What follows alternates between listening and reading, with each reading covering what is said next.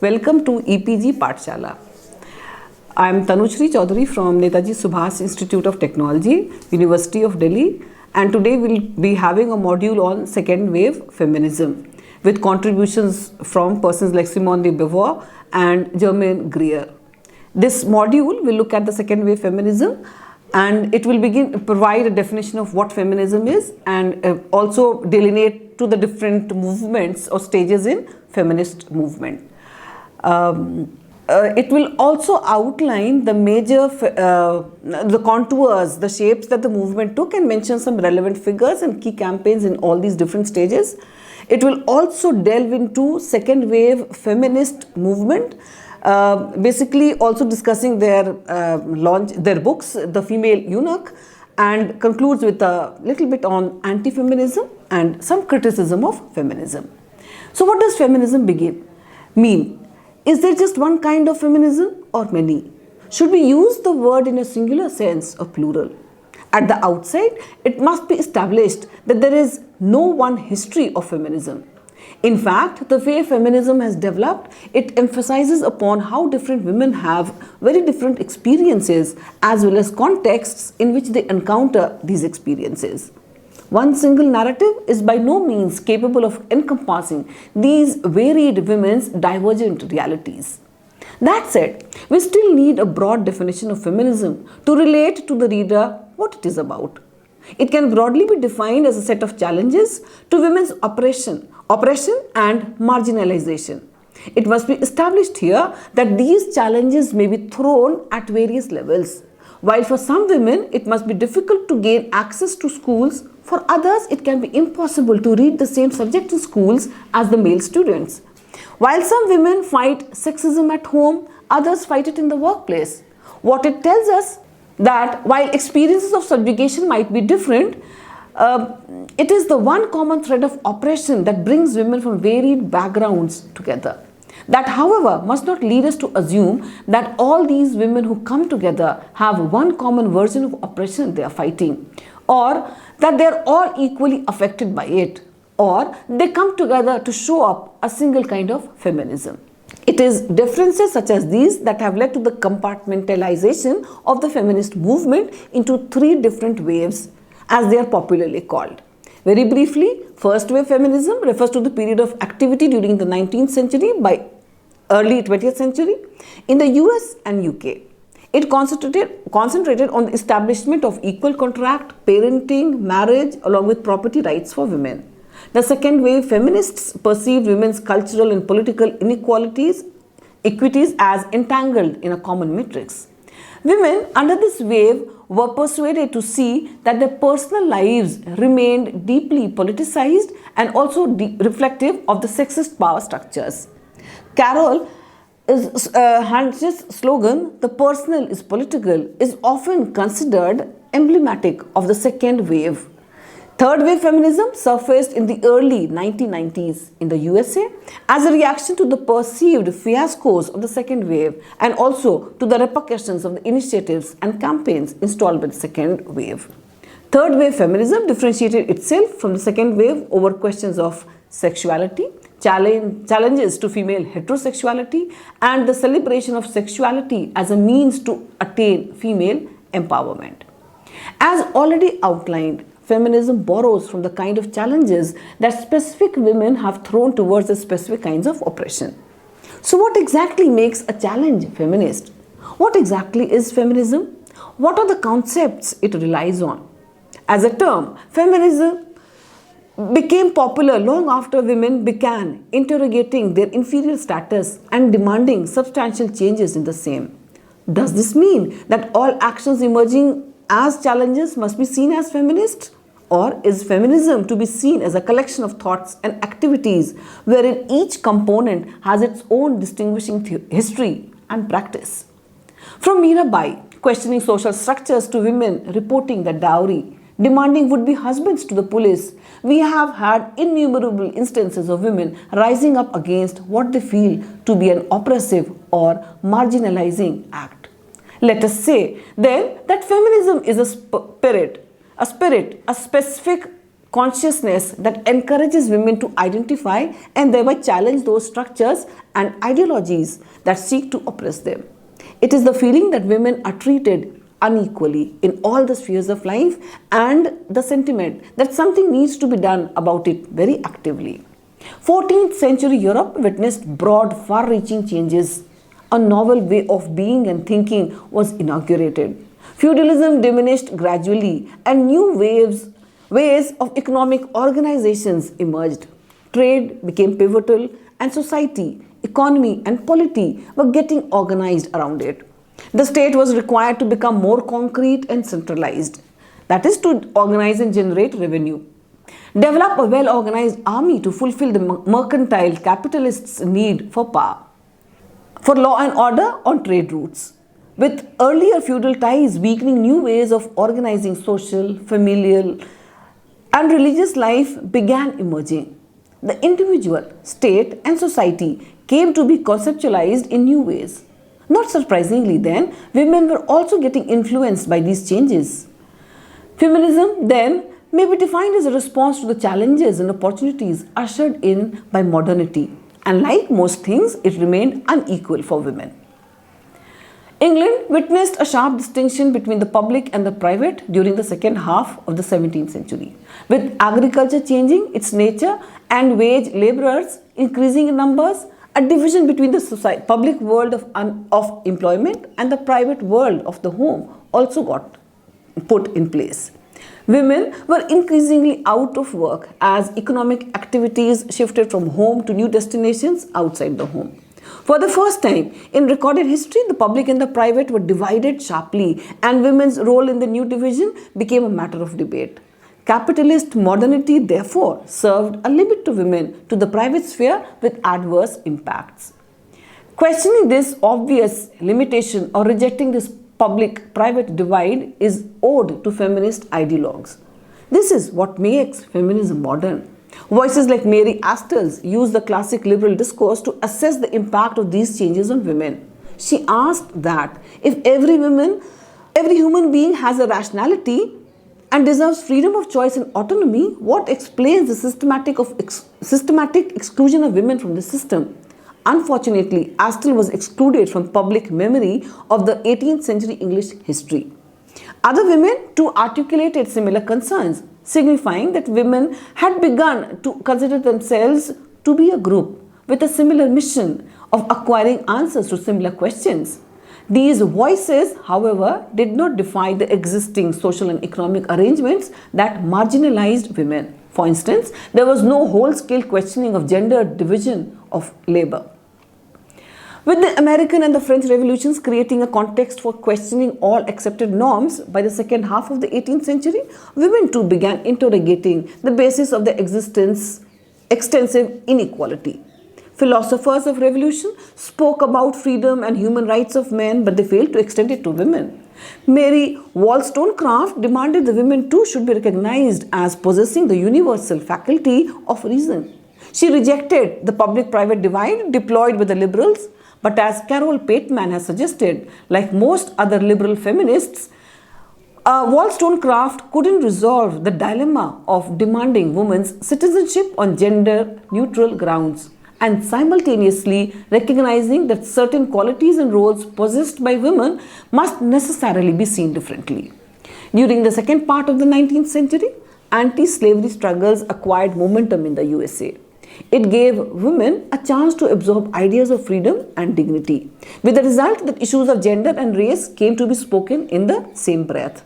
To formally announce that principles of liberal republicanism had to be extended to women. The Seneca Falls Convention of 1848 emerged as the first ever women's rights convention. This convention fell prey to the age-old dilemma: recognition of women as a distinctive group and a parallel denial of any special consequence of this distinctness. Socialist groups began to expose the limitations of capitalism and its inherently unequal nature in both England and America. Meanwhile, women who had long been part of the groups became disenchanted with their fellow men for not bashing patriarchy publicly and privately. Sylvia Pankhurst was one of the first to question the male control of socialist politics. She linked the expansion of working class rights to the emancipation of women. She objected to entering into marriage and left the Women's Social and Political Union to form the East London Federation of Suffragettes. In the colonized world, too, oppression was beginning to be questioned by women. Colonialism remained a formative influence in this context. Mid-19th century campaign against sati and widow remarriage in India are significant cases in point. Women like Pandit Ramabai and Tarabhai Shinde emerged as important figures writing on women's rights by the end of 19th century. Both critiqued upper caste patriarchy and challenged the Hindu religious scriptures, thereby serving to create a bridge for relating with lower caste women under a common theme of female oppression. Meanwhile, Britain's Victorian feminism remained embroiled in the classic dilemma, whether to demand women's rights on the basis of similarity or difference. J.S. Mill, for instance, too seemed caught up in this conundrum. While he rejected the false basis for male-female inequality and suggested an overhauling of the social and political system, he also did not shy away from suggesting that even given a free choice, women would still pick marriage and household in the new overhauled system. By the end of the 19th century, some important feminist demands were fulfilled. Education had opened up to women, but its nature remained sex-specific. Some land reforms were introduced that endowed specific ownership rights to women. While books and newspapers began portraying women as free-thinking and financially independent, these portrayals were often imbued with ridicule as they were challenging existing norms. Cycles unchained women from the chains of falsely compulsory male supervising. Typewriters were crucial on women's quest for writing and education, and eventually the demand was extended to the right to vote. During this period, within Marxist fold like Kropotkin and Alexandra Kollontai adopted a radical critique of socialist practices that marginalized women. While there were several inter- and intra-group differences in women's demands for voting rights, as a consequence of sustained campaigning, they were able to gain the same. However, their participation in voting failed to bring about the much anticipated qualitative changes. After voting struggles, feminist movements got divided between the broadly equal rights versus the welfare feminism, where the former focused on the issue of the woman as an individual and the latter worked as emphasizing the sex group identity of women. By the end of the Second World War, increasing number of women worked outside the house. This brought in new kinds of issues, the phenomenon of double burden of work, guilt of leaving kids behind, and so on. The fact remained that women had only received formal equality, they still couldn't get highly paid jobs. They would still be primarily responsible for home and children, etc. There seemed to be a relative calm in the post-war years, and many have wrongly taken it to mean that since women's issues were largely taken care of, feminism had become redundant. The post-war quiet meant that women growing up in the immediate post-war years did not hear of any ongoing feminist movements or campaigns. It was in this background that Simone de Beauvoir published The Second Sex in 1949. She radically observed that a woman is not born but rather becomes one. This served to stir women's imagination all over the world. She argued that so-called non-political areas of one's life, such as family and relationships, were influenced by the larger power structures of a society. Her book aimed at demonstrating the constructed nature of womanhood and thereby rejecting the same. She suggested that a woman would have to overcome her biology in a quest for freedom.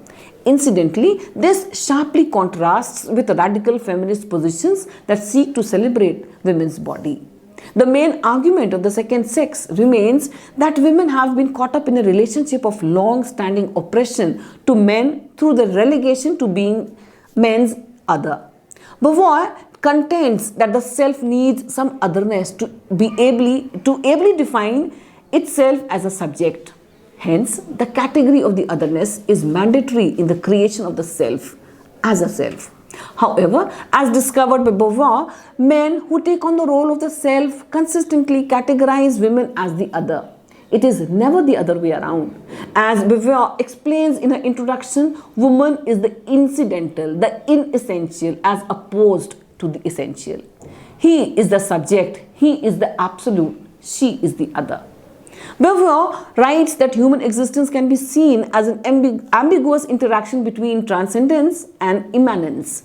Despite this, however, men have been privileged with expressing transcendence through projects, whereas women have been forced into repetitive and uncreative life of immanence. Beauvoir's aim was to investigate initial emergence of this radically unequal relationship and to understand what structures and presuppositions and attitudes continue to provide life sap to this social power. She concludes her work by outlining various changes necessary for women's emancipation as well as for the recovery of her selfhood. Firstly, she argues that women must be allowed to transcend via her own free projects along with all the risk, uncertainty and danger that this might entail. To ensure women's equality, Beauvoir calls for changes in social structures around universal childcare, contraception, education, legal abortion, and most importantly, around women's financial independence from men. To gain this kind of independence, Beauvoir supposes that women will profit from non-alienating, non-exploitative, productive labor in the same measure. In some measure, simply put, women would benefit greatly from independent work. As far as the question of marriage is concerned, Beauvoir writes that while the nuclear family is damaging to both the partners, it especially harms the woman. Marriage, like all truly authentic choices, must be an act of active and free choice. Beauvoir suggested that one must not pay undue attention to the predetermined structures or constraints as an individual alone. Also, the power to determine the kind of life he or she may want to lead. This went against the psychoanalytical approach and also the basic variety of Marxism. Taking from Beauvoir, existentialist feminism argued that an individual must take full responsibility for her life. They even went so far as to suggest that the individual had full freedom to do so. While de Beauvoir began by emphasizing upon the individual transformation as well as individual struggles, by the late 1960s, she clearly identified herself as a feminist. She was also in the forefront of many feminist campaigns in France, particularly the movement to legalize abortion. These activities in France and elsewhere fall right up after the deceptive calm mentioned earlier and has often been discussed as a second wave of feminism. It began basically in America. It was very simply a liberal protest against the state and the society's inability to actualize the rights promised to women in the earlier decades. By the 1960s, owing to the overall spirit of Stalinization, some rethinking took place between the Soviet Union as well. For other places in the world too, the 1960s became a period of political resurgence. The new left movement, European and American civil rights campaigns, student protests in France led to questioning of socialism from within. The National Organization for Women in 1966 was one of the largest coalitions that emerged from the second wave. The Equal Employment Opportunity Commission had been unsuccessful in rooting out workplace sexism, focusing only on racial discrimination. When the EEOC rejected the ban on gender-specific job posters, Betty Friedan formed now with other leading feminists of the time. Now this looked primarily to the law to institute gender reforms. Now we will move on to Germaine Greer and talk about the female eunuch. Germaine Greer, another significant figure in the second feminist wave, wrote the book The Female Eunuch. Germaine Greer's most significant contribution rests in recognizing the inability of high-sounding ideals to penetrate and thereby alter the routine. Everyday situations of women moving in different contexts. Greer has argued that conventional political methods as well as the Marxist wait for a revolution both serve to cause despair in women looking at the immediate solution to her intense oppression. In order to recreate the hope for a solution in her, Greer suggests the woman needs to begin not by altering the world but rather by reassessing herself. The female eunuch began with the body. It is not possible to make a case for female liberation if there is no surety about the magnitude of inferiority or natural dependence, which is unalterably female. The point is that we may know who we are, but not what we could have been or might have been. Science has been too dogmatic in presenting the status quo as the unavoidable result of law. Women must interrogate the fundamental presumptions about feminine normality to be able to reopen the prospects for development which have been successfully buried by conditioning. Hence, we need to begin at the very beginning, that is, the sex of the cells. Chromosomal differences do not mean much unless they are demonstrated in development. Development does not take place in a vacuum. From the very beginning, what is female is colored consciously and unconsciously by assumptions whose origins we do not know and whose attributes we cannot easily shed. Greer's new hypothesis behind this conversation of the body is that all that we see or observe could be otherwise. With this supposition, she aims to show how female sexuality has been disguised and distorted by observers. The female, as we know or want to know and approve of, is a product of a particular type of conditioning. The female eunuch delves into the beginnings of such conditioning. What actually transpires is the female gets a defined sexual object whose utility and appreciation is directly dependent on the needs of the other sexual beings, men. In the process, her own sexuality is misrepresented and denied. By being equated to passivity, her biological organs are obliterated from the images of femininity in the exact manner that the symbols of independence and are suppressed in the rest of her body. A set of praiseworthy characteristics is evolved, and Greer has written that these are characteristics of the castrate: timidity, plumpness, languor, delicacy, and precisity. The set of induced characteristics regarding soul and body bases the falsehood of the eternal feminine, known today as the stereotype. It holds the dominant image of femininity that rules cultures and to which women can be seen aspiring to. Greer embarks upon an examination of how this cultural artifact is produced and sustained. The principal element in this process is similar to the castration that we saw earlier practiced upon the body, the destruction and distortion of energy. Here the book looks at the concept of baby, showing how less is made of the greater. Not only are genuine female attributes ridiculed in the process of inducing desirable characteristics, contributions made by females towards economy and society is also devalued. The book involves the concept of the raw material and work to impress this point. Employing a masculine-feminine polarity brings about the castration of women. Here, men commandeer all the energy, streamlining it into antagonistic conquisitorial power, thereby reducing all heterosexual interaction to a masochistic arrangement. This results into a distortion of the concept of love. It begins with the celebration of an ideal and proceeds to involve some of its chief caricatures: altruism, egotism, obsession. These distortions roam freely under different facades, all serving to establish the ideal norms of being a wife, lover, sister, and so on, and all beginning to make a design what an ideal home and marriage should look like. The perversions of love become so popular that any time a woman complains against anything objectionable, for instance, abuse, rape, sexual assault, it is immediately characterized as rebellion against men, wherein women either want to compete with them or attack them. Unfortunately, it only perpetuates the separation of the sexes. It also mars the possibility of both the sexes coming together to fight oppression. Now we talk a little about anti-feminism and criticism of feminism at the end.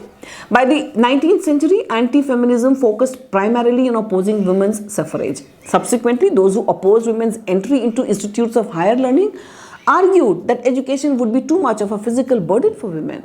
Yet another anti-feminists expressed displeasure at women joining the labor force or the unions or sitting on juries or using contraception or controlling their sexuality, or more recently entering temples or roaming about at odd hours and so on. Some groups characterize feminism as marring traditional values and causing them to harm to religious beliefs.